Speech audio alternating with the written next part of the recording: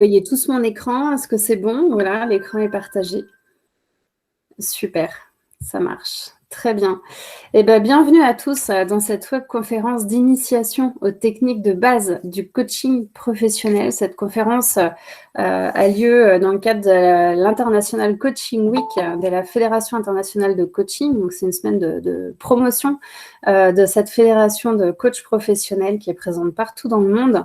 Et notre objectif, c'est vraiment de promouvoir le métier de coach professionnel, de le faire connaître au travers de nos actions, que ce soit des flash coaching, des conférences, des ateliers, pour que vous puissiez du coup découvrir ce qu'est le coaching professionnel et peut-être que ça peut déclencher chez vous des vocations ou des envies d'accompagnement.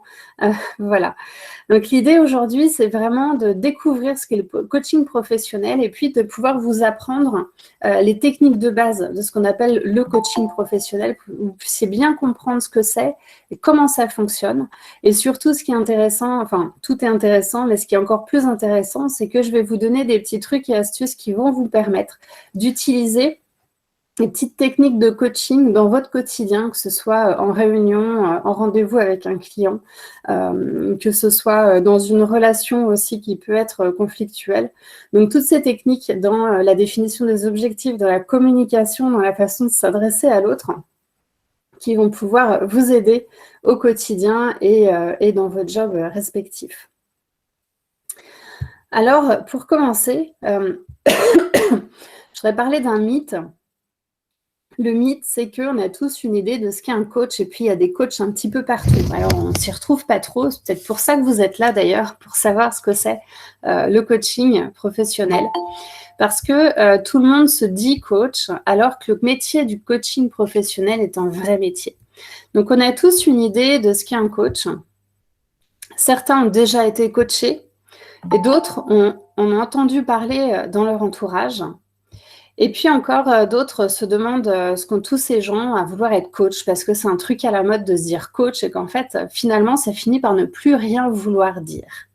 Sauf qu'en réalité, le coaching professionnel, c'est un vrai métier. C'est un métier qui est reconnu par l'État français, qui est reconnu dans le monde et dont les formations, les accréditations sont reconnues par la Fédération internationale de coaching.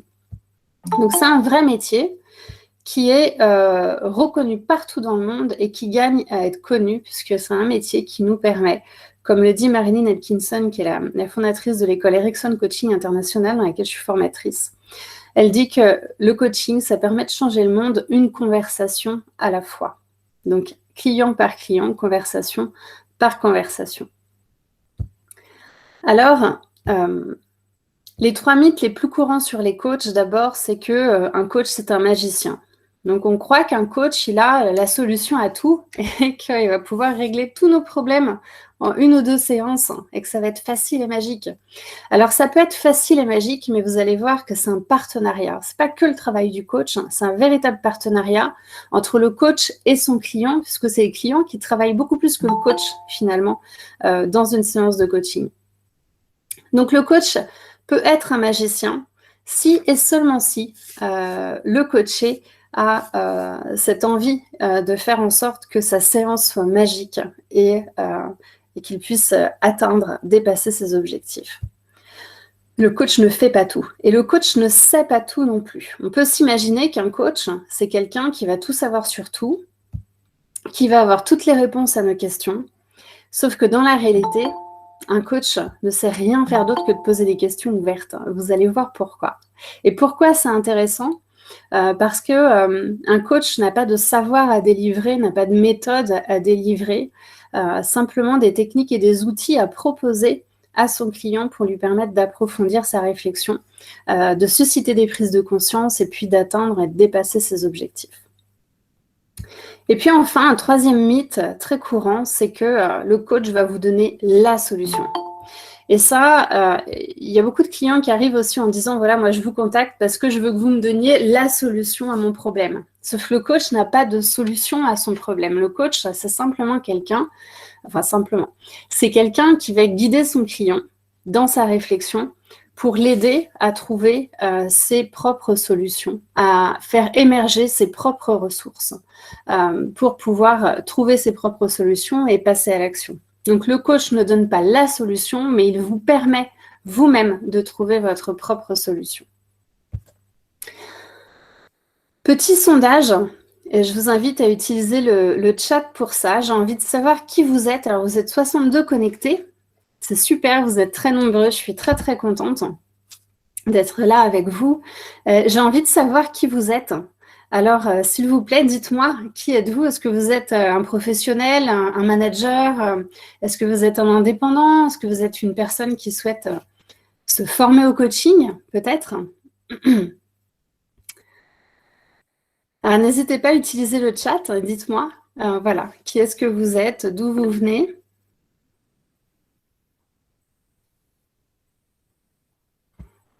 Alors, Christina, levez la main, allez-y. Ou sinon, voilà, je me forme en tant que coach en Espagne, coach professionnel en formation dans le cadre d'une reconversion. Super. Manager, formateur à l'école d'éducation nationale. Beaucoup de boulot. RRH, coach en cours de formation. Super. En formation en cours chez Ericsson. Très bien, vous allez comprendre pourquoi. Coach en formation, beaucoup de coachs en formation, étudiants en psychologie, super. Le coaching, c'est complètement complémentaire à la psychologie. Coach en prise de parole en public, il y en a tellement besoin. Actuellement, conseillère en assurance, ah oui, ok, reconversion. Chef de projet formation en cours de formation de coach. Donc, vous êtes nombreux à être... puis Anne-Sophie chez Ericsson aussi. Consultant de conduite du changement, diplômé Master 2, reconversion. RH et coach pro. Donc, vous êtes nombreux à être coach finalement. Ok, très bien. Eh bien, écoutez, bienvenue dans cette conférence pour découvrir ce beau métier. Et Michael qui vient d'obtenir sa certification de coach professionnel. Félicitations Michael. Je suis coach en programmation neurolinguistique en reconversion, écrit en majuscule. Asma. Très bien. Bon. Bienvenue à tous, je suis vraiment ravie de vous avoir dans ce webinaire. Qu'est-ce que c'est que le coaching professionnel? Avant de vous expliquer ce que c'est, je vais vous parler un petit peu de qui je suis pour vous en parler finalement, parce que peut-être que peu d'entre vous me connaissent. Donc, qui je suis, en quoi je suis légitime à vous expliquer ce qu'est le coaching professionnel. Donc, moi, je suis Edwige Giron-Fleckinger et je suis coach certifié PCC. C'est peut-être un peu du chinois pour vous pour l'instant. En fait, la certification PCC, c'est une certification de la Fédération internationale de coaching qui permet de justifier d'un nombre d'heures de formation accréditée, qui permet de justifier d'un nombre d'heures de pratique de coaching, en l'occurrence plus de 500 heures, et qui permet de justifier aussi d'un certain niveau de pratique dans le coaching, puisqu'on est évalué selon les 8 compétences définies par la Fédération internationale de coaching, donc qui permet d'évaluer le niveau de pratique d'un coach. Donc, c'est un gage de qualité dans le coaching qui est très recherché, notamment pour les entreprises et de plus en plus pour les particuliers. Donc, je suis coach professionnel certifié PCC, donc plus de 500 heures de coaching. J'ai suivi la formation L'air et la science du coaching à l'école internationale Ericsson International, donc en France à Paris, qui est un programme accrédité par la Fédération internationale de coaching. Et puis, donc j'ai fait ça en 2013-2014, je me suis formée au coaching après 10 ans dans les ressources humaines. Et depuis 2 ans, je suis formatrice en coaching ericksonien au sein de cette école, puisque ça fait plus de 8 ans que je suis coach professionnel certifié et plus de 3 ans que je me forme pour être formatrice en coaching ericksonien. Donc, j'anime aujourd'hui des sessions avec Ericsson France et Ericsson International pour la France et le Québec, la Suisse aussi et la Belgique. Donc les sessions francophones en ligne et en présentiel. Et donc, voilà pourquoi j'ai proposé cette conférence aujourd'hui pour faire comme si c'était la première heure de formation ensemble pour devenir coach professionnel. Je suis aussi mentor coach accrédité par l'ICF. Mentor, c'est quoi? C'est un coach expérimenté qui est certifié PCC qui va accompagner les coachs débutants dans leur certification et dans le développement des 8 compétences ICF que doit maîtriser le coach pour avoir sa certification.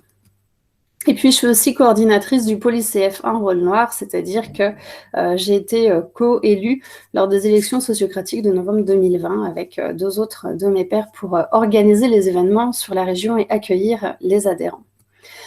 Alors, qu'est-ce que c'est ma spécificité au quotidien ? Donc moi, je suis issue du monde de l'entreprise et de la compétition sportive. En fait, j'ai passé 10 ans dans les ressources humaines et la gestion de projet en entreprise. Et puis, j'ai décidé de me reconvertir complètement. J'ai quitté l'entreprise et j'ai développé mon activité indépendante il y a 8 ans en tant que coach professionnel et formatrice. Je m'adresse du coup à 3 cibles. Je coach des particuliers qui sont en reconversion professionnelle, en prise de poste, qui ont besoin de travailler la confiance en soi. 90% des sujets de coaching, la confiance en soi. J'interviens en entreprise pour aider les managers, leurs équipes à identifier leurs objectifs, à fluidifier leur communication, aider aussi des managers ou des personnes en situation de handicap à la prise de poste. Et puis, j'aide les indépendants dans la création, la digitalisation, le développement de leur activité indépendante dans le coaching et dans le développement personnel et le bien-être.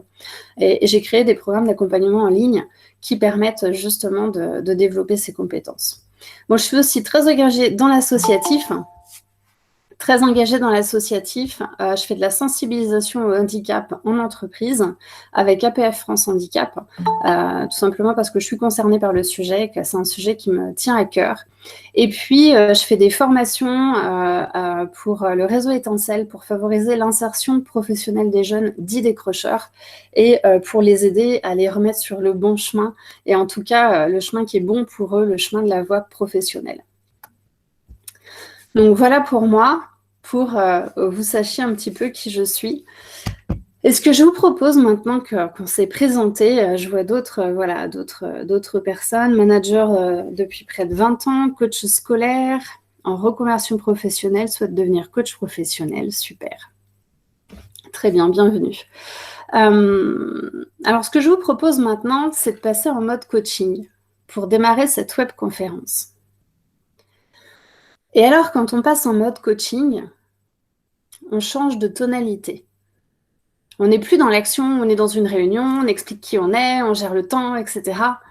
Mais on va plutôt s'installer dans un mode de conversation qui va avoir pour objectif d'apaiser son client et de pouvoir lui laisser l'espace libre pour mener sa réflexion sur un sujet donné.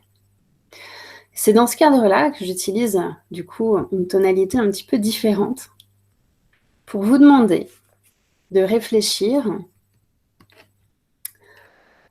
avec quoi vous voulez repartir de cette heure passée ensemble sur l'initiation aux techniques du coaching professionnel. Qu'est-ce que vous voulez avoir entre les mains à la fin de cette heure ensemble ? Et puis aussi, ce que vous voulez obtenir à la fin de cette heure, pourquoi c'est important pour vous de l'obtenir ?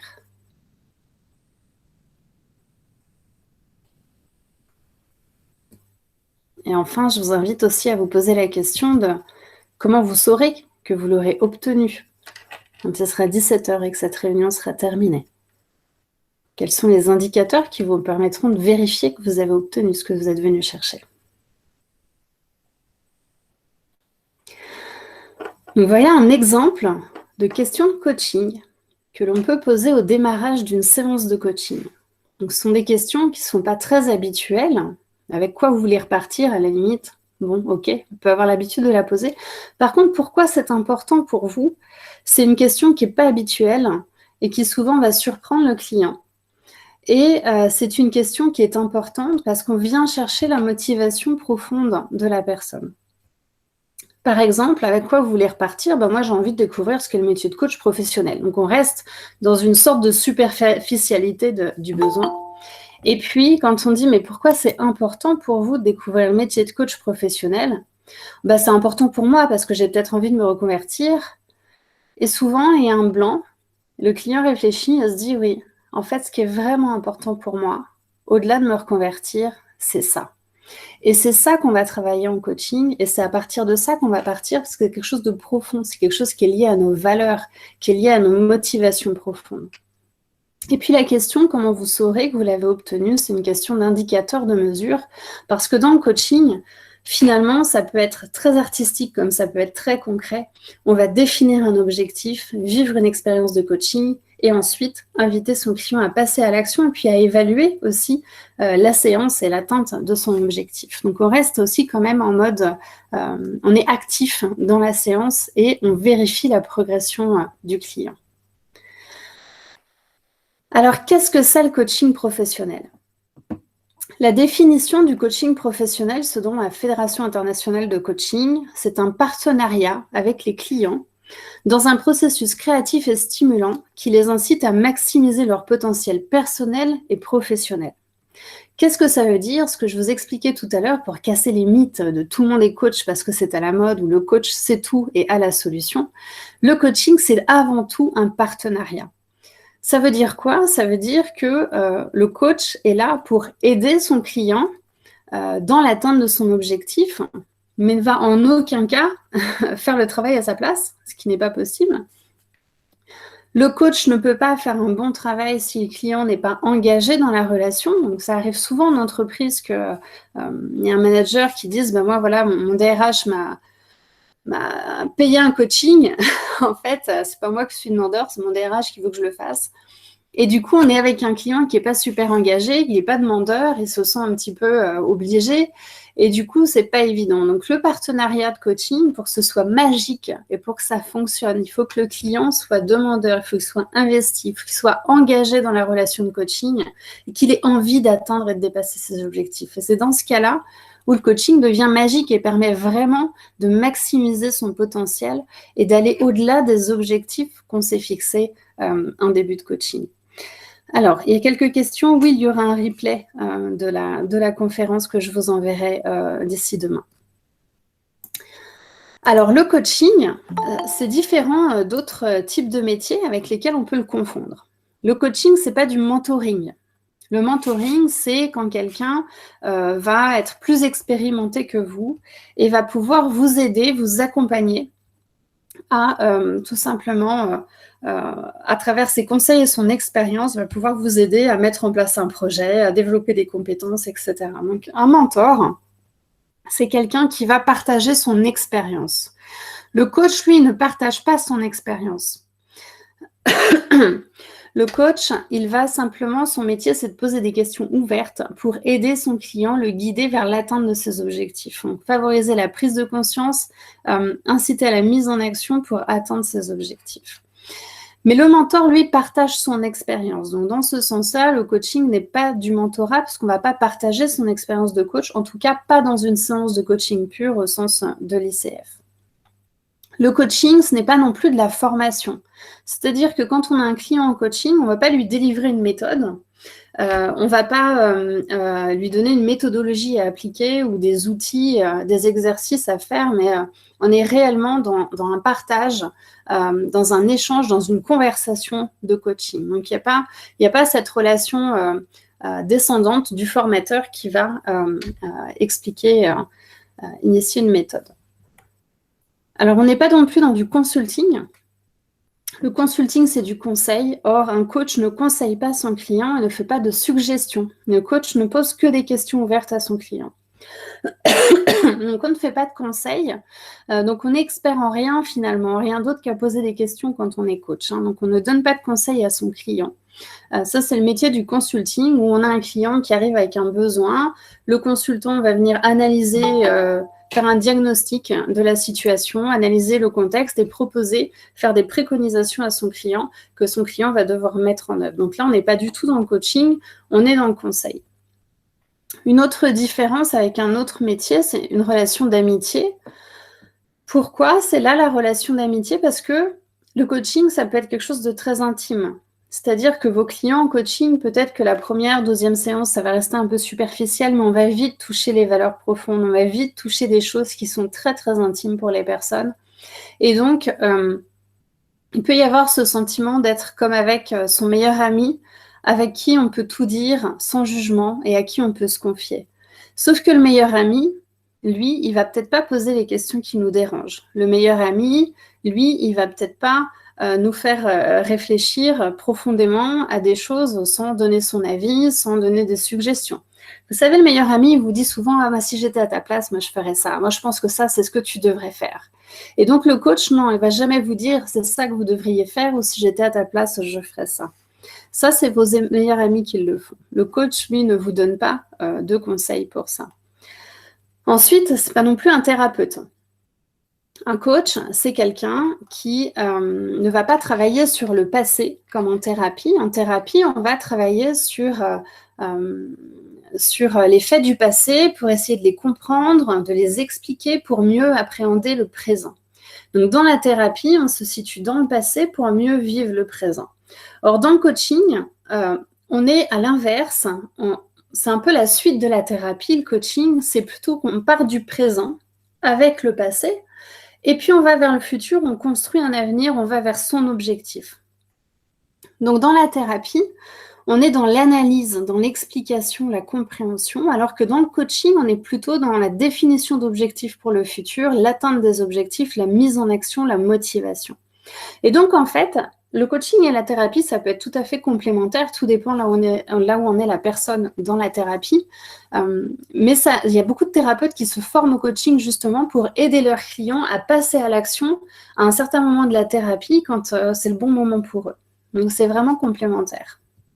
Donc, on est orienté futur et orienté action. Et puis, c'est pas non plus du management, le coaching. C'est-à-dire qu'un coaching de manager, le coach de manager va pas expliquer au manager comment on fait du management. Hein, donc, c'est pas un métier où on va être dans le,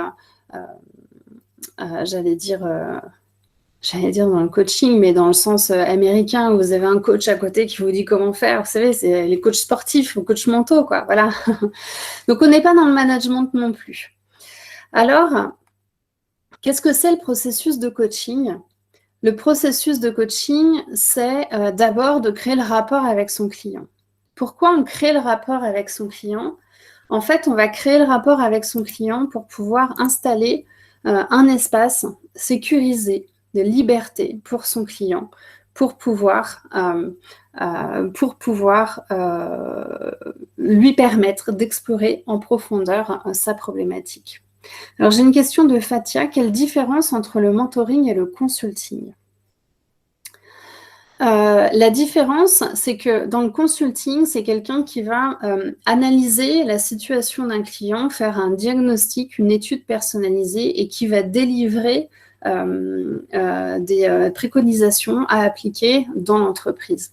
Le mentor, c'est plutôt quelqu'un qui a une expérience dans votre domaine et qui va partager son expérience. Par exemple, moi, je suis mentor coach ICF. Et donc, j'accompagne des coachs en formation et des jeunes coachs à développer leurs compétences parce que je suis passée par là et parce que j'ai plus d'expérience, parce que je suis la bonne personne pour leur permettre d'améliorer leur pratique. Donc, il y a une question d'être dans la même expertise, en fait. Donc, c'est plus un accompagnement, le mentoring, que le consulting. Donc, pour revenir au processus de coaching, la première chose, c'est de créer le rapport. Et ça, vous pouvez l'utiliser aussi dans vos réunions, vous pouvez l'utiliser dans vos relations avec vos clients. Si vous arrivez à un rendez-vous et je ne sais pas que votre client, il est stressé parce qu'il n'a pas pu se garer, il est un petit peu en retard et puis ensuite, vous ne lui avez pas donné la bonne adresse parce qu'il y a eu un petit loupé de SMS, etc. Votre client, il peut être un petit peu énervé et dans ce cas-là, quand la conversation démarre comme ça, avec un espèce d'énervement qui n'est pas de votre fait et qui est là, qu'est-ce qu'on en fait ? Est-ce qu'on commence vraiment la réunion comme ça, avec cet énervement qui est là et qui risque de perturber un petit peu le bon déroulement de la réunion ? On peut faire autrement, on peut se dire, ok, on se prend un temps, peut-être juste 2 minutes, et on se dit alors, comment s'est passé ton super séminaire de la semaine dernière ?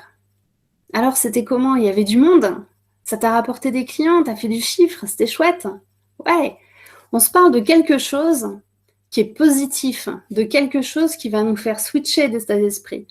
C'est-à-dire que votre client, il peut arriver en disant j'ai pas réussi à me garer, je suis en retard, il y a eu un problème de SMS, etc. Je vais démarrer la réunion comme ça, je suis bougon, quoi. Et puis en face, vous arrivez en disant waouh, alors c'était comment ton séminaire ? Ah, mon séminaire, ah ouais, c'était top, j'avais plein de monde, c'était génial. En plus, on a fait beaucoup de chiffres. Du coup, votre client, il switch tout de suite dans un état d'esprit qui est positif. Et ça va être bénéfique pour la suite de votre conversation, pour la suite de votre réunion, pour la suite de votre rendez-vous, de faire switcher la personne dans un état d'esprit qui est positif et qui est plus calme.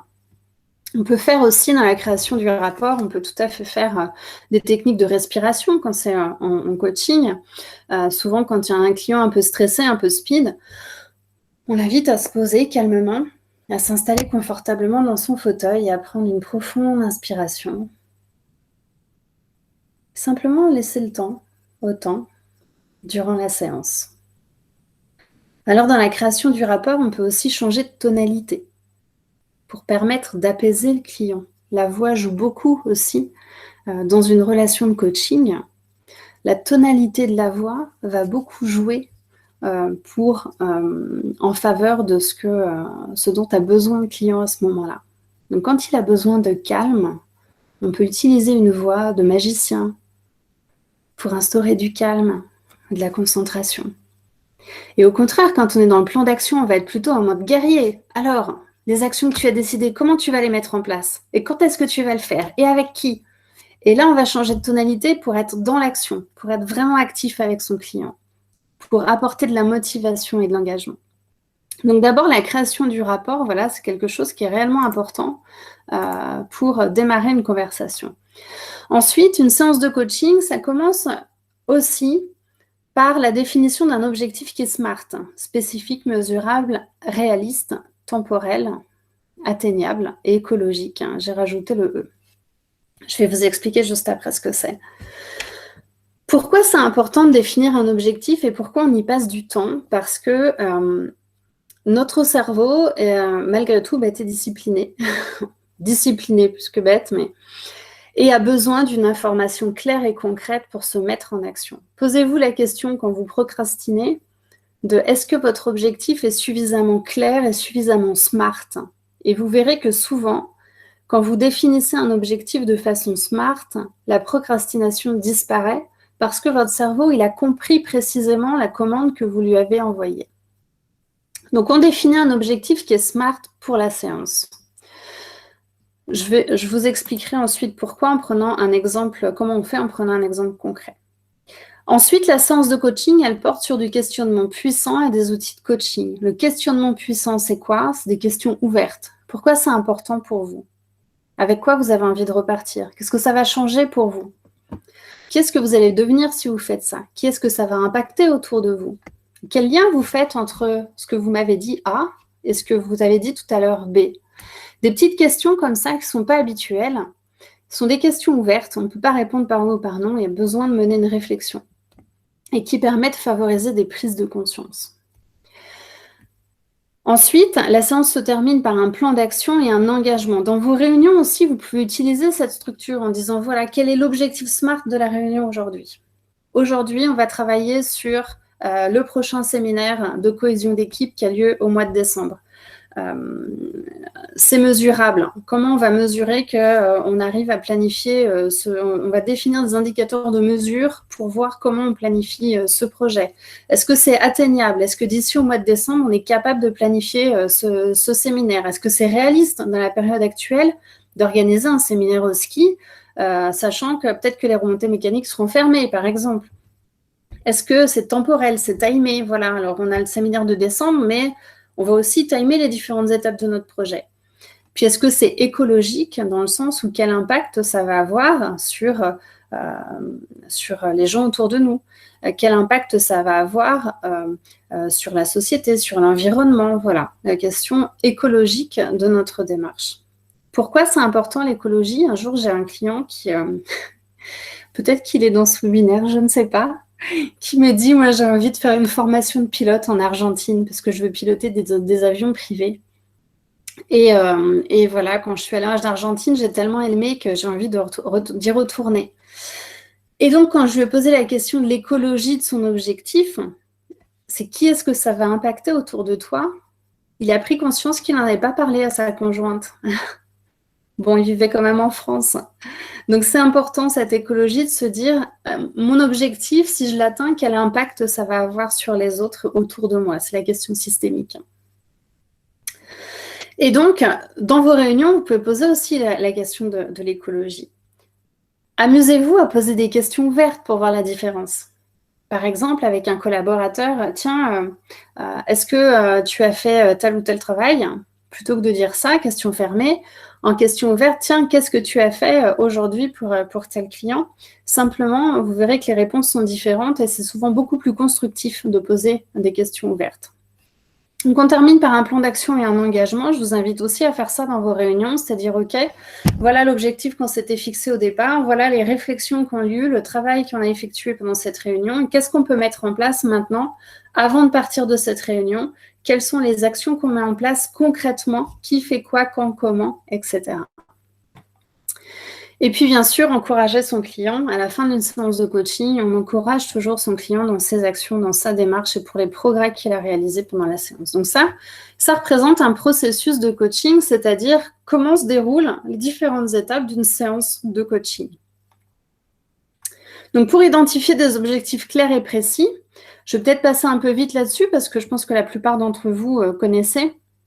On va définir un objectif SMART. Donc, SMART, c'est spécifique. Par exemple, Edwige, je viens te voir parce que moi, je suis un manager qui vient de prendre mon poste. J'ai l'impression que je n'ai pas de leadership, je n'ai pas de confiance en moi.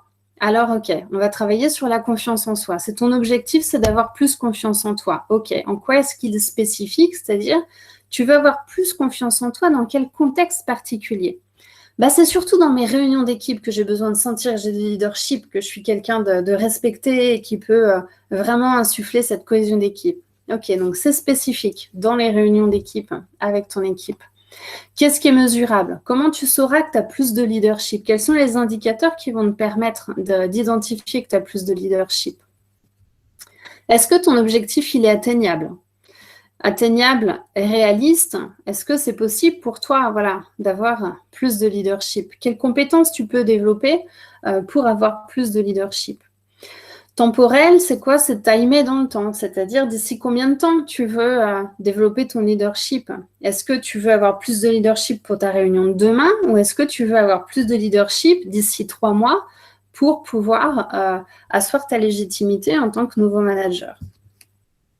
Et puis, est-ce que c'est écologique? Quand tu auras plus de leadership et que tu sauras instaurer une belle cohésion d'équipe, quel impact ça va avoir sur ton entourage?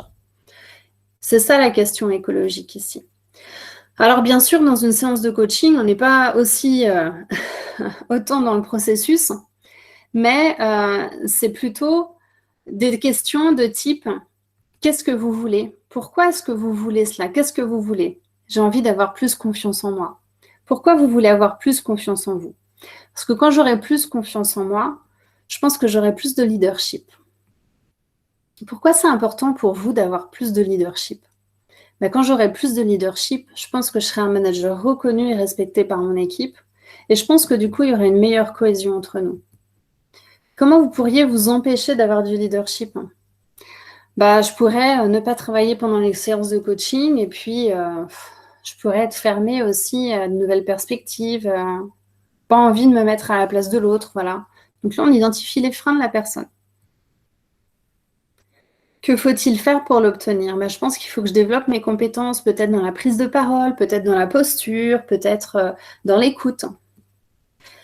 Est-ce que votre objectif dépend uniquement de vous? Oui, pour le coup, avoir plus de confiance, plus de leadership, oui. Un jour, j'ai une personne qui est venue me voir, son objectif était clairement formulé comme ça: je veux que ma sœur change, sinon je ne vais pas pouvoir faire Noël avec elle. Qu'est-ce qui dépend de vous? Moi, j'ai rien à faire. Par contre, je viens vous voir pour que vous puissiez changer ma sœur. Je lui ai dit, je ne suis pas magicienne. Je ne peux pas changer les gens. Je peux simplement aider mes clients à changer eux-mêmes. Et donc, on a passé la séance à lui faire prendre conscience que si elle ne peut pas changer sa sœur, il faut que ce soit elle qui change quelque chose dans son comportement pour voir le changement que ça peut opérer dans le comportement de sa sœur. Donc, il y a des questions sur le chat. Quel est le plus de la formation ericksonienne par rapport à d'autres formations de coaching?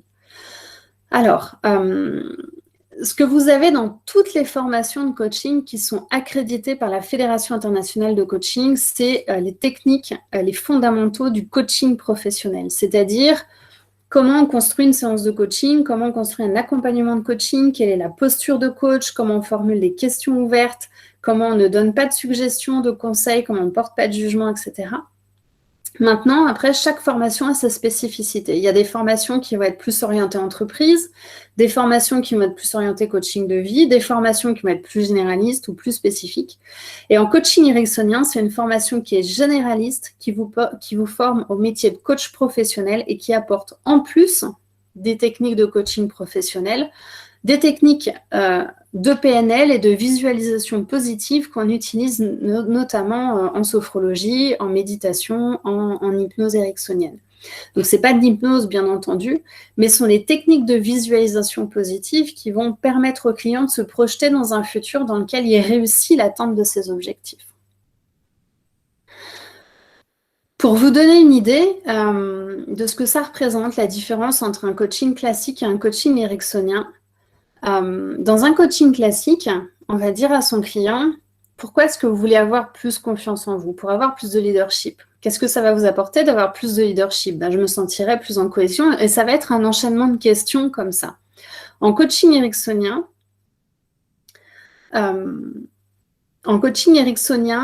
va, après cette série de questions, dire, imagine un instant que ça y est, on est 3 mois plus tard, on a fini le coaching et tu as tout le leadership que tu voulais développer. Et ça y est, ton équipe est dans une belle cohésion, vous fonctionnez bien, tu es un manager respecté, tu as cette posture que tu voulais acquérir. Comment tu te sens maintenant? Et le client, bien souvent, va fermer les yeux et va se projeter et va vivre cette expérience en visualisation, en se voyant étant un manager avec du leadership, une belle équipe soudée, qui fonctionne ensemble, qui communique bien dans la fluidité. Et c'est comme ça qu'il va pouvoir, du coup, ressentir ce que ça fait de pouvoir développer son leadership.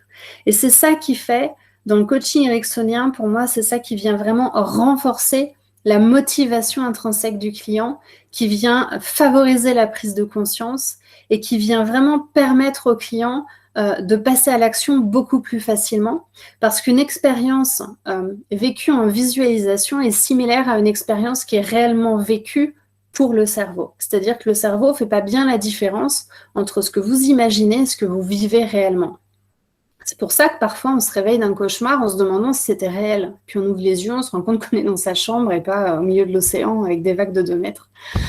Donc voilà, on a besoin le cerveau a besoin de vivre des expériences pour ancrer les apprentissages. Alors, le consulting est-il d'un niveau supérieur par rapport au coaching? Il n'y a pas de niveau hiérarchique entre le coaching et le consulting. C'est vraiment 2 choses qui sont différentes. Dans le consulting, vous avez une expérience à délivrer. Dans le coaching, moins vous en savez sur le contexte du client, meilleur coach vous serez. Ma meilleure séance de coaching, ça a été avec un entrepreneur qui n'avait pas encore déposé le brevet de son projet, qui m'en a absolument pas parlé. Je l'ai coaché toute la séance sur un projet dont je n'avais absolument aucune idée. Ça a été extrêmement efficace pour lui. Donc, il n'y a pas de niveau de hiérarchie entre consulting et coaching. C'est complémentaire. D'ailleurs, il y a beaucoup de coachs qui sont aussi consultants.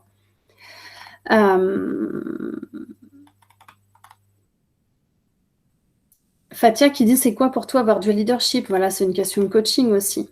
Définis-toi un objectif SMART par séance ou sur la durée totale du coaching? C'est une très bonne question, Lannick. L'objectif SMART, il est effectivement défini. Alors, au début d'un accompagnement coaching, on définit l'objectif du coaching. D'ici 6 mois, qu'est-ce que tu voudrais atteindre? Et là, on définit l'objectif SMART avec peut-être des objectifs intermédiaires que le client va pouvoir atteindre. Et ensuite, dans chacune des séances, le client va venir avec son sujet en rapport avec son objectif de coaching global. Et on va redéfinir un objectif SMART pour la séance. Donc, il y a un objectif SMART global à atteindre avec l'accompagnement coaching de plusieurs mois. Et dans chaque séance, un objectif SMART pour la séance. Donc, des indicateurs de progrès sont des indicateurs de mesure concrets, des indicateurs de progression. Souvent, les clients n'ont pas conscience qu'ils progressent. Donc, c'est par exemple, la question de l'échelle, vous pouvez l'utiliser aussi dans vos réunions, dans vos rendez-vous avec vos clients. Alors, Fatia qui dit ça revient à poser les mêmes questions à chaque séance. En fait, oui, la première question, les 3 premières questions sont souvent les mêmes, c'est-à-dire qu'est-ce que tu veux, pourquoi c'est important pour toi, qu'est-ce que ça va changer pour toi. OK? Une façon de démarrer. Et ensuite, on va creuser le contrat de coaching, donc l'objectif de la séance. Et là, en fait, un bon coach ne peut pas connaître la prochaine question qu'il va poser parce que ça va être nécessairement en lien avec ce que va dire son client. Et comme on ne peut pas anticiper ce que va dire son client, du coup, on va rebondir sur ce que va dire son client en fonction de son besoin. Donc, peut-être que les 3 premières questions d'une séance sont les mêmes, mais voilà, les 59 autres minutes de la séance vont être complètement différentes à chaque fois. Donc, des indicateurs de progrès, qu'est-ce que c'est ? Les indicateurs de progrès, c'est par exemple la question de l'échelle. Toi, manager, tu me dis vouloir prendre confiance en toi pour avoir plus de leadership. Aujourd'hui, là, au début de notre séance, sur une échelle de 1 à 10, l'échelle du leadership, à combien tu te situes ? Moi, je me sens à 5 parce qu'il y a des fois, j'ai un peu plus confiance, je suis à 6-7, et puis il y a des fois où je me sens nulle, je suis plutôt à 2-3, quoi. Donc, je dirais qu'en moyenne, je suis à 5 sur 10 sur cette échelle. Ça représente quoi pour toi, le 5 ? Ça représente un espèce de déséquilibre. Et comment tu le ressens, ce déséquilibre ? C'est dans mon corps, je me sens pas sûre de moi, comme si j'étais un peu comme une guimauve en réunion. Ok. Et à combien tu voudrais être sur cette échelle à la fin de la séance ? À la fin de la séance, j'aimerais bien être à 8 ou 9. Ouais, entre 8 et 9 sur 10 de leadership, ce serait vraiment un bon résultat pour moi. Comment tu sauras que tu seras à 8, 9 sur 10 à la fin de la séance ? Je le sentirai là et je le sentirai là. Et puis aussi, je pense que mon mindset serait différent. Je pense même que si je sens que j'ai plus de leadership, que mes épaules vont se redresser et ma tête aussi, ce sera physique. Et puis, je sais pas, j'aurais l'impression d'être plus musclé, plus fort, quoi. C'est drôle, hein, je le sentirais dans mon corps. Donc, c'est ça les indicateurs de mesure. Après, ça peut être très terre à terre. Hein. Il y a des clients, ça va être, moi, mes indicateurs, c'est que j'aurai un plan précis, j'aurai une liste, j'aurai une méthodologie, voilà. Bon, ça dépend des clients. Et puis, il y en a d'autres, c'est uniquement dans le ressenti. Je me sentirais libre, je me sentirais serein, je me sentirais léger. Voilà. L'important, c'est d'identifier des indicateurs. Comment tu sauras que tu te sens plus sereine ? Je le saurais parce que j'aurais plus toutes ces questions dans la tête. Par exemple. Donc, identifier des indicateurs. Qu'est-ce que ça veut dire pour votre client ? Comment il saura que cet indicateur, comment il saura que son progrès, qu'il a progressé pendant la séance, qu'il a atteint son objectif ? Donc, quels sont les éléments concrets qui vont lui permettre de voir, de constater sa progression. Donc, ça permet de prendre conscience des progrès réalisés parce que bien souvent, quand on progresse, on n'a pas conscience de à quel point on progresse. Donc, ça, c'est important d'y revenir. Donc, comment on communique de façon orientée solution ? Alors, je vois qu'il y a d'autres questions. Alors, hop... Les questions incontournables absolument à poser à chaque séance. Il n'y a pas de questions incontournables, Fatia. C'est vraiment des questions, ça s'apprend en formation de coaching, c'est des questions ouvertes. Les questions incontournables et indispensables, c'est uniquement les questions que vous devez poser, c'est uniquement des questions ouvertes et formulées de façon positive. Donc, chaque séance, vous définissez des indicateurs de mesure au début et en fin de séance en lien avec l'objectif. Oui et non, enfin oui, subtilement ou pas, c'est-à-dire c'est en fonction du client. Parfois, l'indicateur de mesure, il est évident, il n'y a pas besoin de poser la question. Et puis, parfois, il y a besoin de creuser l'indicateur de mesure si on voit que le client a besoin d'être rassuré par cet indicateur. Comment on communique de façon orientée solution ? Déjà, on se dit que le changement, il est inévitable. Le changement, c'est la vie, c'est naturel. Là, aujourd'hui, en ce moment même, vous êtes en train de changer quelque chose dans votre vie parce que vous participez à cette webconférence, non pas parce que c'est moi qui l'anime, on s'en fiche, mais simplement parce que vous êtes en train d'acquérir des nouvelles compétences, des nouvelles connaissances. Et ça va changer quelque chose dans votre quotidien. Donc, le changement, il est inévitable. C'est la vie. Le client qui vient vous voir, il a une résistance au changement. Il n'arrive pas à changer tout seul ce qu'il aimerait changer dans sa vie. Donc, c'est pour ça qu'il vient vous voir, parce qu'il a besoin d'aide. Donc, ça part d'une insatisfaction. J'y arrive pas tout seul. Mais l'insatisfaction toute seule, elle suffit pas à changer. Donc, ce qui est important, c'est que le coach puisse aider son client dans son insatisfaction à définir son objectif. Son objectif, c'est sa vision. Voilà, moi, je vais être un manager avec du leadership pour avoir une équipe soudée. Et donc, on va aider son client à développer sa vision d'un futur positif dans lequel il a atteint son objectif. Et puis, ça ne suffit pas encore d'avoir cette insatisfaction et puis cette vision. Ce dont on a besoin, c'est de terminer la séance avec un plan d'action pour pouvoir mettre en action son client, pour pouvoir l'inviter à faire les premiers pas vers le changement. Même des petits pas sont des actions. Quel peut être le premier pas que tu vas faire pour commencer à développer ton leadership ?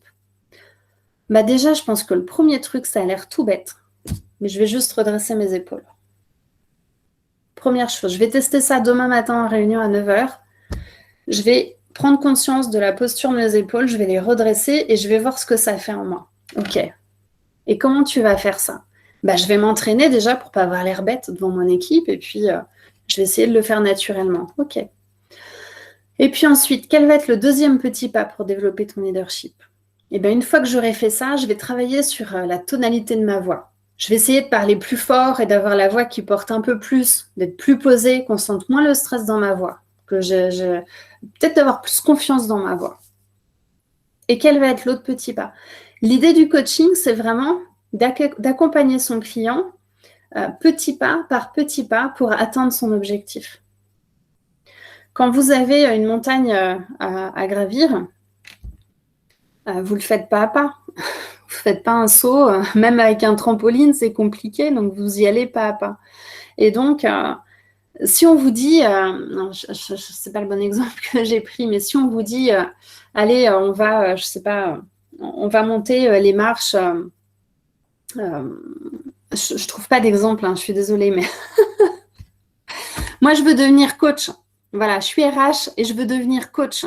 Mais devenir coach, pour moi, c'est une montagne. C'est impossible, quoi. C'est trop gros.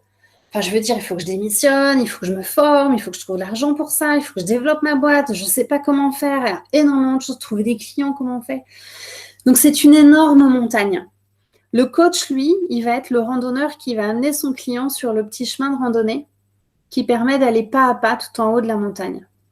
Alors, qu'est-ce que tu peux faire déjà pour commencer ? Me renseigner sur le métier de coach. Je vais m'inscrire à la conférence d'Edwige. Je vais apprendre ce que c'est que le métier de coach. Et puis, ensuite, qu'est-ce que tu vas faire ? Ensuite, je vais me renseigner sur les écoles de coaching. Je vais comparer. Et puis ensuite, je vais voir au niveau du budget comment je peux m'organiser. Et puis après, je vais me former. Et puis après. Et donc, c'est petit pas par petit pas qu'on va accompagner son client. Et c'est quand il y a une insatisfaction avec un objectif bien défini, la vision de son objectif atteint et les premiers pas pour mettre en action son client, qu'on arrive à briser la résistance au changement, qu'on arrive à permettre à son client de changer ce qu'il a besoin de changer dans sa vie et donc d'aller atteindre ses objectifs. Bien souvent, on se fixe des objectifs qui ne sont pas réalistes ou qui ne sont pas atteignables, qui sont trop grands. Fixez-vous des petits objectifs pour pouvoir les atteindre plus facilement et avoir plus de satisfaction, vous voir et vous sentir progresser aussi. On dit en général que si quelque chose ne fonctionne pas dans une relation, on ne le répare pas, on ne le reproduit pas, on le fait différemment. Voilà. Moi, mon équipe, j'essayais d'être le manager dans la coopération, etc. Ils m'ont pris pour un naze, donc ça n'a pas marché. Ensuite, j'ai essayé d'être le manager à la militaire. C'est comme ça, c'est pas autrement. Allez, faites ça, faites ça, faites ça. Ça n'a pas marché, ils se sont braqués contre moi. Je ne vais pas continuer. Donc, je vais faire différemment. Je vais voir un coach pour trouver d'autres façons de faire. Une fois que vous avez identifié ce qui fonctionne bien, on le fait davantage. Et en coaching, c'est ça. On va identifier ce qui ne fonctionne pas, on va identifier ce qui fonctionne bien. Et donc, le client va prendre conscience de que ça ne fonctionne pas, je jette. Je garde à l'esprit quand même que ça ne fonctionnait pas, mais je ne l'utilise plus. Et par contre, j'identifie ce qui pourrait fonctionner, ce que je vais pouvoir tester de différent, de mieux, de nouveau. Alors, une question de Marion. Est-ce que le coach prend des notes ou fait un enregistrement pour donner une synthèse de l'entretien à son client en fin de chaque séance ? Alors, les courants diffèrent en fonction des écoles. En coaching ericksonien, oui, on prend des notes. On prend des notes sur une feuille ou quand on le fait à distance, on prend des notes sur un écran blanc. Les notes, c'est pas écrire des phrases en entier, c'est écrire les mots importants pour le client, les mots de valeur, les mots qui font sens pour le client. Et puis, on dessine aussi. Avec différents outils de coaching, on dessine. Alors, ça peut être souvent des roues, des cadrans, un chemin, des choses comme ça, avec des notes, des mots-clés, justement pour permettre à son client de prendre les notes. Parce que le client est dans la réflexion 100% du temps en coaching. Et s'il doit prendre ses propres notes, du coup, ça vient perturber sa réflexion et ça vient casser son élan. Donc, nous, on apprend en coaching ericksonien à prendre les notes pour son client. On lui donne les notes à la fin de la séance. Certains clients en visio veulent enregistrer leur séance pour pouvoir la réécouter. Alors, c'est relativement rare, mais ça arrive. Donc, dans ce cas-là, bien sûr, on enregistre la séance. Je vous en prie, Marion. Alors, ce qui est important aussi, et ça, vous pouvez l'utiliser au quotidien, essayez même avec votre femme, votre mari, vos enfants, vos parents, vos beaux-parents. Essayez pour voir, et ça fonctionne super bien. Essayez de parler le même langage que vos interlocuteurs. Donc, pour le coup, un rendez-vous commercial avec vos clients, ça fonctionne extrêmement bien. Le backtracking des mots de valeur, c'est-à-dire, c'est pas une reformulation. C'est-à-dire que le manager qui va vous dire « moi, je veux développer mon leadership pour avoir une meilleure cohésion d'équipe », vous n'allez pas lui dire « vous voulez booster votre confiance pour que votre équipe soit plus coopérative ». Parce qu'il ne va pas vous comprendre, il va se dire « il y a un décalage ». Le coach n'utilise pas mes mots, donc peut-être qu'il n'a pas bien compris ce que je veux dire. Donc on va dire « ok, j'ai bien compris, vous voulez développer votre leadership pour créer la cohésion d'équipe ». Donc on utilise précisément les mots que la personne utilise, ça veut dire qu'on se synchronise sur son langage. Pourquoi on synchronise sur son langage? Tout simplement pour faire comprendre inconsciemment qu'on comprend ce qu'il dit et qu'on a compris son besoin, qu'on a compris sa problématique, en gros qu'on est sur la même longueur d'onde, on est connecté. Quand on utilise les mots exacts, parfois même avec la tonalité exacte que le client va utiliser,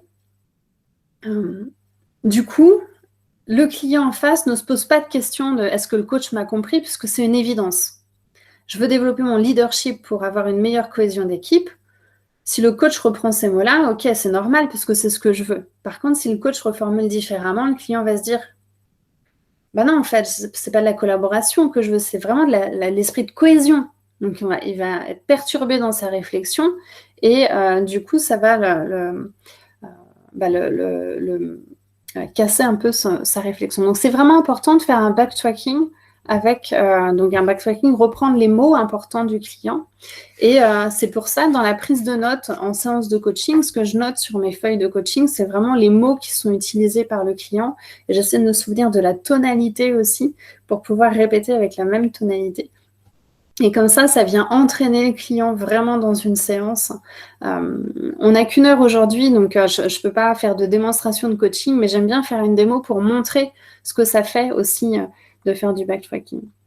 Donc, une question, est-ce que dans votre processus, vous questionnez sur les blocages qui pourraient faire que le client n'atteindrait pas son objectif? Bien sûr. On questionne aussi sur les blocages. C'est la question de tout à l'heure, qu'est-ce qui pourrait vous empêcher de le faire? Bon, moi, je procrastine tout le temps, etc. Ok, donc on va travailler sur comment faire pour faire autre chose que procrastiner. Donc oui, il y a des questions sur les blocages, sur les peurs, sur les croyances limitantes, effectivement.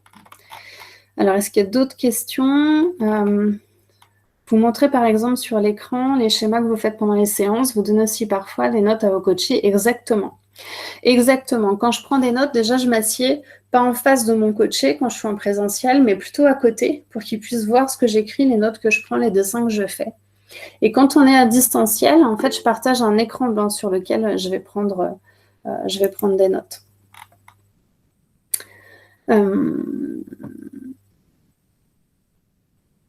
Anna, comment pourriez-vous vous en empêcher? Cette question se pose dans l'obtention de l'objectif. Je n'ai pas compris votre question, Anna. Je sais que c'est la deuxième fois que vous la posez.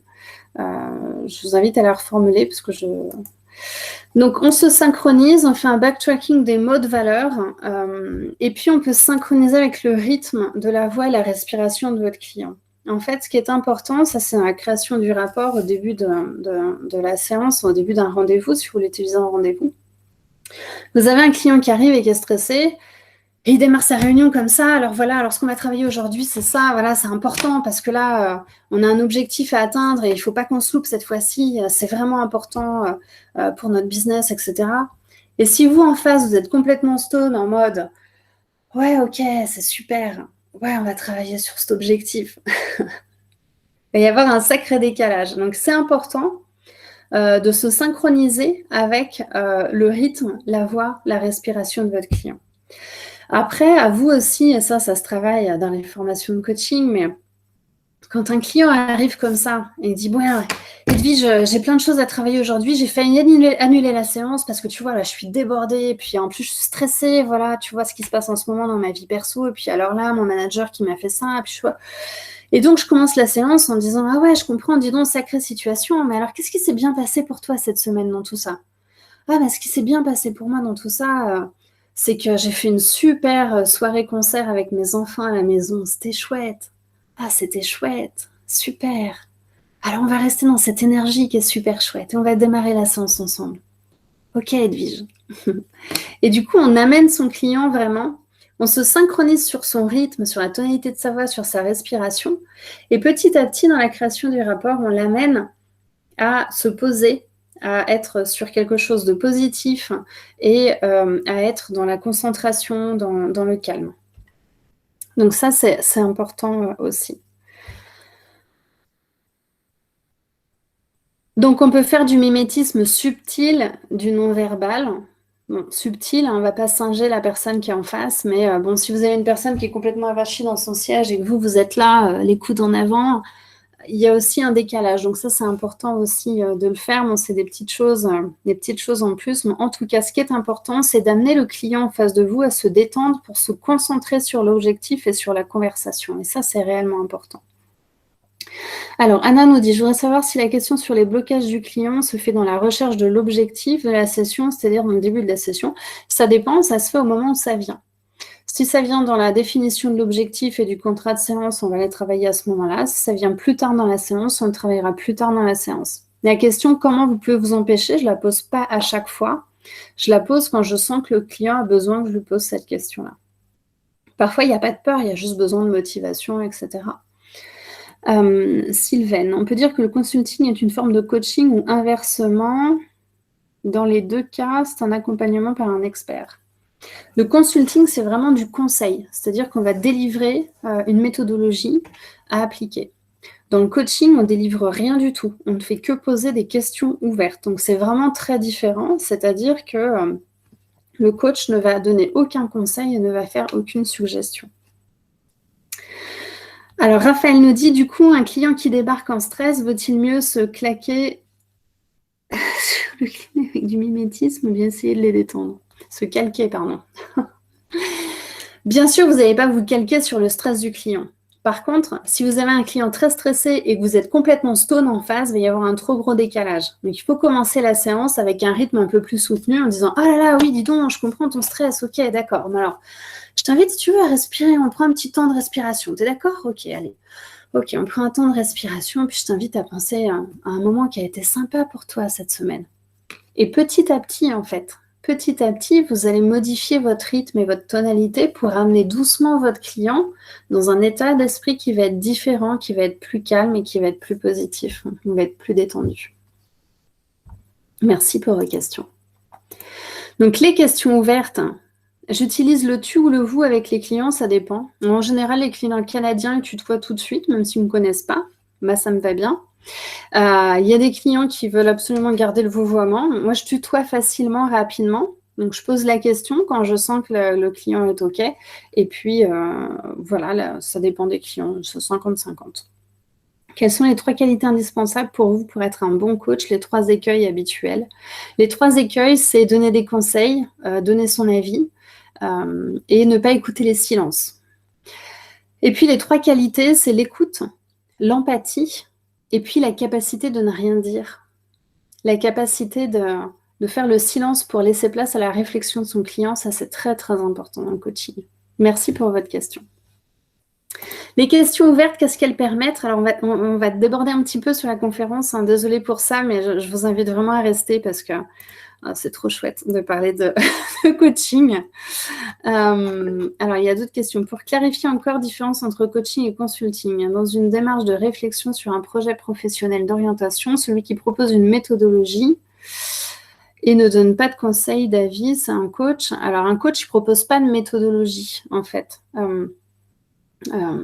Si vous voulez, on prend l'exemple de l'orientation, vite fait, puis après, on termine la conférence. Pour l'orientation professionnelle, un conseiller, il va dire, voilà, on va identifier tes compétences, tes expériences, et puis à partir de ça, moi, je vais te conseiller quels sont les métiers qui sont faits pour toi, quelles sont les voies que tu peux prendre. Un coach va dire, selon toi, quelles sont tes compétences? Et à travers ces compétences, quel type de métier te vient à l'esprit? Dans quoi est-ce que tu te projettes? Et pourquoi est-ce que ça te plaît tel ou tel secteur? Si le jeune est perdu dans l'orientation professionnelle, c'est alors tu te vois plutôt travailler dans un bureau, à l'extérieur, en relation avec les autres ou pas? Comment tu t'imagines? Alors je m'imagine plutôt comme ça. Ah oui, non, l'extérieur, c'est pas du tout fait pour moi. C'est plutôt un ordinateur. C'est plutôt un ordinateur. D'accord. Et alors imagine un instant, un ordinateur. Qu'est-ce que tu fais au quotidien sur ton ordinateur? Donc le coach, il est vraiment dans le questionnement ouvert, sans aucune suggestion et sans aucun conseil. C'est vraiment ça la différence avec le consulting. Donc les questions ouvertes, elles permettent d'ouvrir la réflexion du client sans aucune suggestion. Juste pour vous donner une idée, un jour, le jour où j'ai passé mon examen, donc l'oral de mon examen, j'ai coaché ma formatrice et donc j'étais observée par une personne qui délivrait l'examen. Et donc, dans le coaching, je lui dis à un moment d'imaginer une île et puis elle me parle d'une île déserte. Et donc, moi, dans ma vision du monde, je me dis, une île déserte, c'est forcément imaginaire. Voilà, c'est bête, hein, mais j'ai pensé ça. Et donc, je lui dis, et sur ton île imaginaire, qu'est-ce que tu fais? Et elle me dit, non, Edwige, c'est pas une île imaginaire, c'est une île que je connais bien, que j'ai déjà vue. Et donc, du coup, ça a brisé un petit peu la réflexion de mon client, ça a cassé quelque chose dans la séance, il y a eu ce temps de mise au point. Et si je n'avais pas utilisé le mot imaginaire pour qualifier son île, parce qu'elle n'avait pas dit que l'île était imaginaire, elle avait parlé d'une île déserte, si je n'avais pas dit ce mot imaginaire, la séance se serait super bien déroulée. Et là, le fait de dire juste suggérer que l'île est imaginaire, ça a perturbé ma cliente parce qu'elle s'est dit, mince, ma coach, elle ne m'a pas compris. Je l'ai vraiment vue, cette île. Je la connais, cette île déserte. Je l'ai vue. Donc, simplement pour vous dire que la moindre petite suggestion, elle peut perturber la réflexion de votre client. Un jour aussi, pour une autre anecdote, j'ai une cliente, je lui propose de faire une visualisation. Et dans la visualisation, je lui dis, imagine un instant que tu es dans un endroit dans lequel tu te sens particulièrement bien. Comme si tu pouvais être, par exemple, à la plage ou dans une forêt. Parce que la plage et la forêt, c'est 95% des clients vont vous dire que c'est la plage ou la forêt. Et elle, je la sentais un peu... Elle savait pas trop me dire, elle osait pas trop. Et puis elle me dit, Edwige, il faut que je te dise, mais l'endroit dans lequel je me sens vraiment bien, c'est dans ma cuisine. Et alors moi qui n'aime pas du tout cuisiner, ça m'était jamais venu à l'esprit qu'on puisse se sentir bien dans sa cuisine. Et du coup, ça aussi, c'est venu perturber. Juste cette suggestion que ça pouvait être comme tous les autres coachés à la plage ou dans la forêt, juste de suggérer que ça pouvait être ça, ça a perturbé ma cliente parce qu'elle s'est dit, non, moi, c'est pas la plage ou la forêt. Déjà, elle avait peur de l'eau, je savais pas.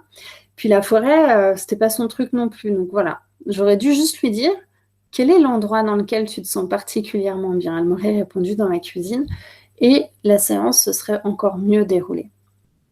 Donc, c'est important de formuler aucune suggestion dans les questions que l'on pose et parfois même dans une question ouverte, dans la tonalité de notre question, on peut suggérer quelque chose et c'est toute là la subtilité quand on est coach PCC de réussir à éviter ça. Alors, Fatia qui dit, on ne peut pas partager une intuition sous forme d'hypothèse libre au coaché de prendre ou pas. Alors, oui, mais attention, laissez d'abord le coaché mener sa réflexion. Et si vous sentez que vous avez une réelle intuition et que vous sentez que le client ne trouve pas cette solution, à ce moment-là, vous pouvez partager, mais ça reste quand même relativement avec parcimonie, il faut le faire. Voilà, c'est vraiment, si vous sentez que votre client en a vraiment besoin en disant, J'ai le sentiment que là, peut-être qu'une solution, ça pourrait être ça, ou peut-être pas. Tu en fais ce que tu veux. Mais si vous le faites à chaque question, du coup, ça vient perturber un petit peu la réflexion de la séance. Mais bien sûr, quand les coachs MCC partagent leur intuition sincère et profonde. Alors, les questions ouvertes, ça permet de faire sortir de sa zone de confort. Parce que les questions fermées, c'est facile. Hein. C'est oui, non, je sais pas. Mais alors, les questions ouvertes, ah, tu sais pas. Et alors, imagine un instant que tu saches, justement, que tu aies la réponse. À quoi est-ce qu'elle ressemble? Je me suis jamais posé la question, tiens. La question pourquoi c'est important pour vous? La première question que je vous ai posée tout à l'heure.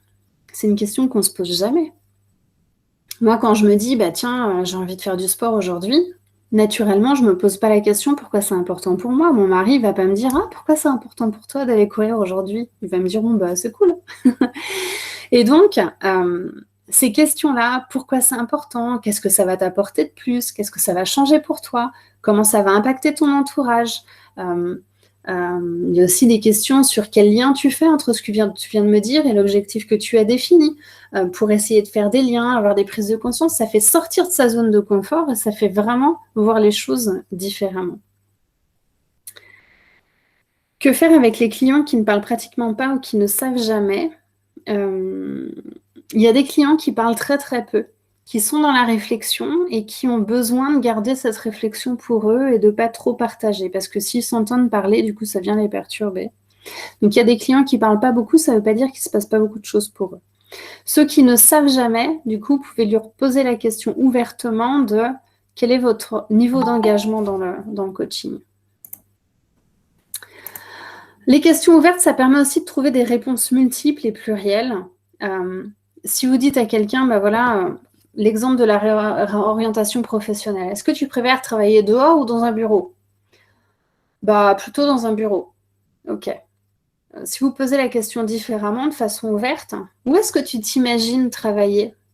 Est-ce que ça peut être par exemple à l'extérieur, par exemple dans un bureau, par exemple en déplacement, aller voir des clients, par exemple dans des pays à l'étranger, par exemple, on pouvait faire une sorte de menu chinois comme ça, ou juste la question ouverte. Imagine un instant que ça y est, tu travailles.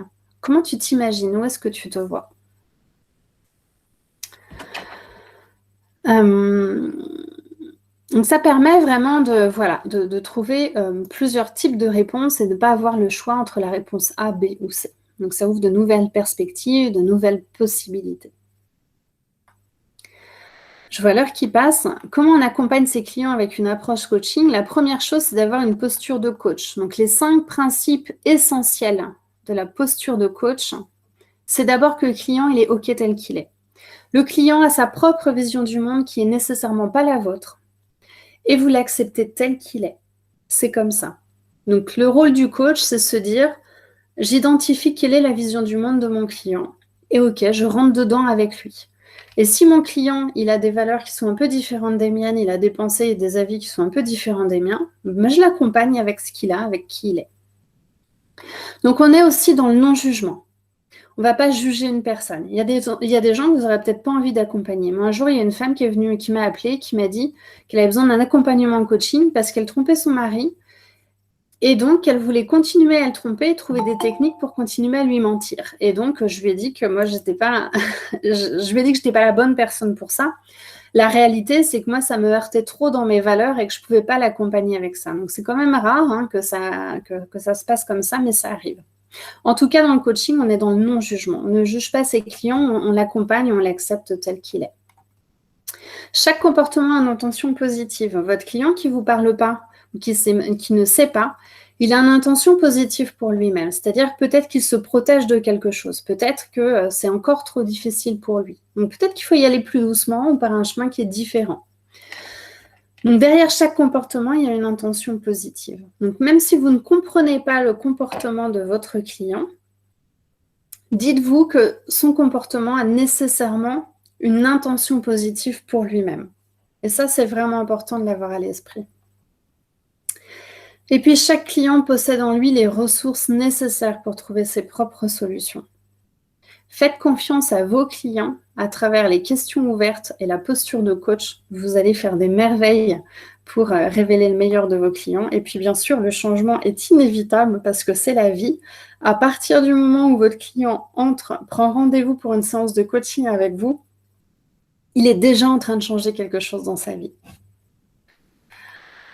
Donc, comment on fait dans un rendez-vous, dans une réunion, dans une relation aussi qui peut être compliquée? D'abord, on définit l'objectif. On écoute le besoin sans jugement. Donc, je suis client, je suis mécontent parce que votre produit que vous m'avez vendu, il ne fonctionne pas. Ok, on ne se dit pas, ce client, c'est un con, je ne le supporte plus. Ben, bien sûr qu'on se le dit entre nous. Mais quand on est coach, on ne se le dit pas. On se dit, ok, il est en colère. Ok, très bien, j'entends sa colère. Alors, comment est-ce que je peux vous aider? Ben, moi, je veux que ça fonctionne et je veux que ça fonctionne tout de suite. Très bien. Alors, comment on peut faire ensemble? Quelles solutions on peut trouver ensemble? On ne part pas dans le jugement, on est vraiment orienté solution, orienté qu'est-ce qui peut être le plus utile pour mon client? Qu'est-ce qui peut faire en sorte que je l'aide du mieux que je peux à atteindre son objectif? On se synchronise avec les mots de valeur, le rythme et la tonalité de son client. Ça permet d'être sur la même longueur d'onde, d'avoir une meilleure compréhension aussi entre nous. Et ça marche très bien dans les entretiens commerciaux. Si vous faites l'exercice d'aller acheter un canapé, une cuisine, une télé, une cafetière ou quoi que ce soit, vous allez voir les bons commerciaux. Ils vous posent plein de questions. Ils vous écoutent. Et puis mentalement, ils enregistrent les mots que vous utilisez. Et quand ils vous font leur proposition commerciale, leur offre, soyez attentifs au fait qu'ils utilisent exactement les mots que vous avez utilisés pour décrire ce que vous vouliez. Ça vous permet de vous dire inconsciemment, ah bah dis donc, il a exactement compris quel était mon besoin. Donc, c'est un bon vendeur et c'est ce qu'il fait et c'est ce qu'il dit. Bon, il y a aussi des grands manipulateurs qui utilisent ces techniques-là. Hein. Ça, c'est autre chose. Donc, qu'est-ce qu'on fait? On identifie un objectif SMART. On démarre sa réunion. Qu'est-ce qu'on fait aujourd'hui de spécifique? Comment on peut mesurer? Qu'est-ce qui est réaliste pour aujourd'hui? On va timer dans le temps. OK? On détermine des indicateurs de mesure qui sont concrets. Et donc ça vous permet de définir un bon objectif déjà de base pour un rendez-vous, pour une réunion, pour démarrer une relation avec un client, un prospect. Le questionnement puissant, c'est quoi? On pose des questions qui sont ouvertes et positives, formulées de façon positive. Les questions ouvertes, c'est pas qu'est-ce que tu peux faire pour foirer complètement ton projet. C'est des questions ouvertes, c'est quels sont tous les outils dont tu disposes pour réussir ton projet? Quelles sont les personnes sur qui tu peux t'appuyer? Comment tu vas faire pour faire telle ou telle chose? C'est toutes les questions qui ne commencent pas par « est-ce que ». Toutes les questions de qui, quoi, quand, comment, qu'est-ce qui est important. Est-ce que ça peut être une question paradoxale? Bien sûr, ça peut être une question paradoxale. Tout à l'heure, j'avais justement une cliente en flash coaching qui me disait, qu'est-ce qu'elle me disait? Elle me disait, moi j'ai envie d'être libre et d'être libre, courageuse, autonome et je veux complètement changer. Et puis juste après, elle me dit, mais en fait, changer, c'est faire un choix c'est mourir, je ne veux pas mourir, donc je ne veux pas changer. Je suis ok. Et donc, du coup, quel lien vous faites entre la volonté de vouloir changer aujourd'hui et d'être enfin libre et cette volonté de ne pas vouloir changer parce que c'est lié à la mort? Du coup, ouais, non, mais en fait, oui, ça n'a pas de sens, c'est ce que je dis. Mais évidemment que je veux changer. Donc, ça permet de favoriser la prise de conscience de ces clients. Donc, le questionnement puissant, c'est ça aussi. C'est parfois des toutes petites questions comme quel lien vous faites entre ça et ça? Et quoi d'autre? Et quoi encore? Et qu'est-ce qui pourrait être encore plus important? Et qu'est-ce qui pourrait être encore plus utile? Donc, des questions comme ça qui permettent de pousser la réflexion. C'est des questions qui sont souvent très courtes et très simples. C'est des questions, plus la question va être longue et plus vous allez perdre votre client. Donc, les questions les plus simples sont les plus efficaces. Essayez ça dans vos réunions, dans vos relations avec vos collaborateurs, vous allez voir. Une question courte et simple, ouverte, est beaucoup plus efficace. On pose des questions de planification. Où, quoi, comment, quand, avec qui. Quand on met quelqu'un en action, on a besoin de préciser l'action. Souvenez-vous, le cerveau a besoin d'une consigne qui est extrêmement claire et précise pour se mettre en action. Si un client vous dit « j'ai besoin de refaire du sport pour être en forme », le cerveau se dit « Ok, en fait, je me note procrastination parce que le sport, j'ai pas envie. » Alors que si vous vous dites « Ok, je vais refaire du sport, moi, c'est la piscine qui me plaît, je vais y aller le mardi à 18h avec ma copine Sophie parce que je sais qu'elle aussi, elle veut se remettre au sport à la piscine. » Le cerveau, il se dit « Ça y est, moi, j'ai compris, c'est dans l'agenda, mardi 18h avec Sophie. » Et du coup, c'est beaucoup plus facile de passer à l'action. Ça paraît bête, mais c'est comme ça. C'est beaucoup plus facile de passer à l'action. On pose la question de la baguette magique ou la question de changement de position perceptuelle. Donc là, on dépasse beaucoup dans le temps, donc je n'ai pas trop le temps pour ça, mais je vous invite, vous pouvez bien sûr m'envoyer un email si vous voulez en savoir plus. Et puis, vous pouvez prendre un rendez-vous pour un flash coaching aussi demain matin.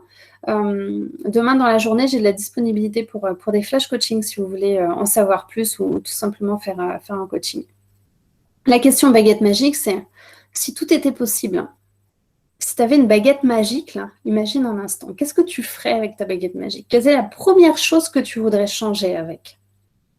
Et ça, c'est souvent une question qui permet de débloquer quelque chose chez le client, parce qu'il a une croyance qui est très forte, une croyance limitante qui peut être très forte, ou une peur qui peut être très forte. La question baguette magique, on se dit « Ah, ça y est, je suis dans Disney, j'ai une baguette magique et tout est possible, je me transforme en chat qui parle et qui danse. » Et l'air de rien, ça débloque des choses chez le client parce que du coup, ça lui enlève ce poids dans la vraie vie, c'est pas possible. Donc, on va imaginer que c'est possible et puis on va tirer le fil de ce que la personne nous dit pour essayer de le raccrocher à la vie réelle et voir comment c'est possible de le mettre en place. Le changement de position perceptuelle, ça, c'est intéressant à utiliser quand vous avez une situation de conflit, par exemple, où vous essayez de vous mettre à la place de l'autre en vous disant « Mais si j'étais dans ses baskets, dans sa tête, avec sa vision du monde, qu'est-ce qui se passerait pour moi ?» J'avais une cliente comme ça un jour qui me disait « Mais moi, ma chef, elle me dit jamais bonjour. Alors du coup, moi, quand je rentre, je fonce à mon bureau. » Et du coup, je lui ai fait faire l'exercice de se mettre à la place de sa chef en revivant cette scène. Imagine, tu es ta chef, tu es déjà au bureau depuis 7h30 du matin et tu vois arriver un tel à 9h du matin, tranquille, et elle a encore 3 minutes de retard parce qu'elle avait un problème de retard. Et puis, il se trouve qu'elle passe devant votre bureau en speed comme ça sans même vous dire bonjour. Elle dit « Mais non, c'est pas vrai, c'est elle qui me dit pas bonjour. » Et bien en fait, ce qui se passait, c'est que l'une et l'autre pensaient que l'une et l'autre ne se disaient pas bonjour, donc finalement aucune ne se disait bonjour. Et le fait que ma cliente se mette à la position de son manager, elle se prenne conscience qu'en fait, peut-être qu'elle aussi pensait qu'elle ne lui disait pas bonjour et que finalement il y avait cette incompréhension. Le lendemain matin, elle est arrivée en disant un grand bonjour avec un sourire à sa manager, ça a débloqué complètement la situation et ça a assaini leur relation. Donc, le changement de position perceptuelle, ça permet d'avoir cette prise de conscience. Et puis, troisième point, la mise en action concrète. On termine toujours par la définition d'un plan d'action. Je vous invite à faire ça dans vos réunions, dans vos rendez-vous clients. OK, qu'est-ce qu'on a vu ensemble et par quoi on termine? Quelles actions on met en place? Donc, qui fait quoi? Quand est-ce qu'on le fait? Comment on le fait? Avec qui on le fait? Et si ce n'est pas possible, quel est notre plan B? Donc ça, c'est très important de terminer par un plan d'action qui va être extrêmement concret pour pouvoir donner la bonne consigne à son cerveau et pour pouvoir engager aussi son client, son collaborateur dans la mise en action.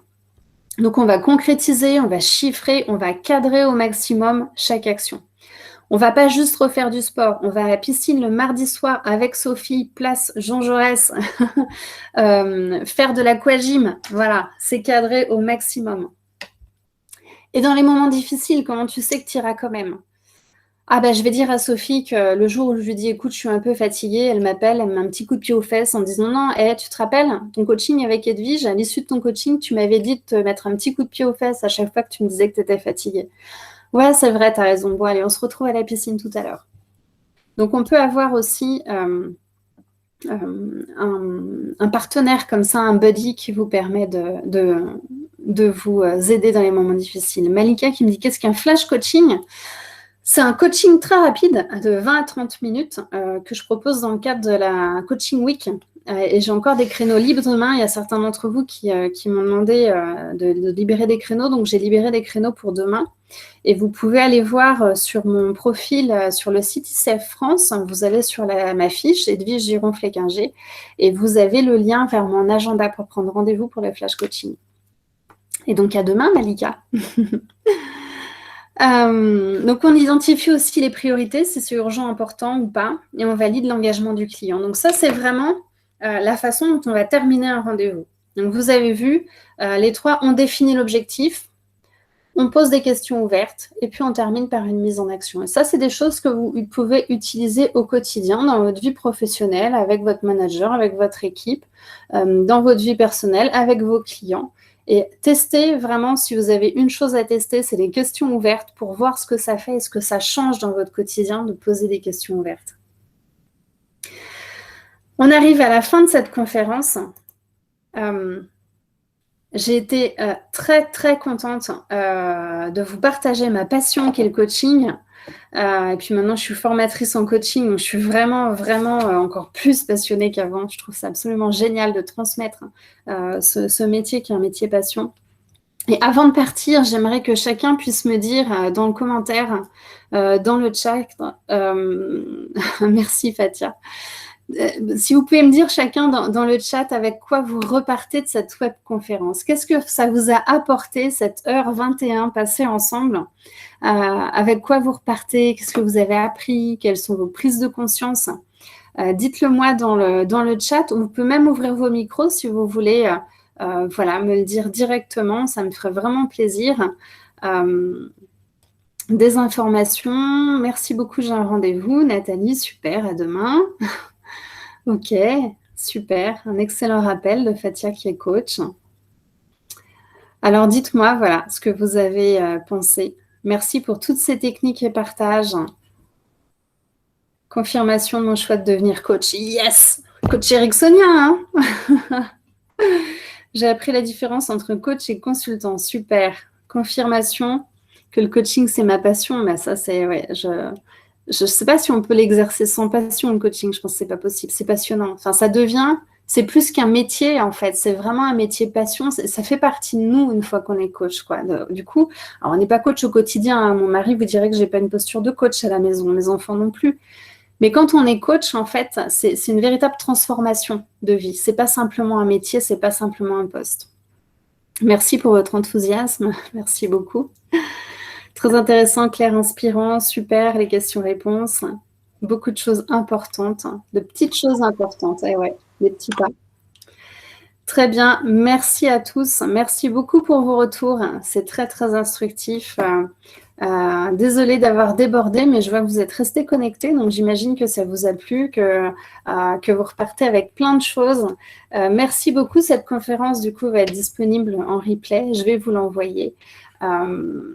Merci pour vos questions, vos interventions. Et puis, n'hésitez pas à revenir vers moi ou aller sur le site de l'ICF pour avoir plus d'informations sur les métiers du coaching. L'ICF, c'est la Fédération internationale de coaching qui est présente dans plus de 149 pays du monde et qui contient plus de 44 000 membres. Et c'est vraiment la fédération de coaching dans laquelle il faut être pour être dans cette communauté de coachs qui se développe et qui se professionnalise. Merci beaucoup.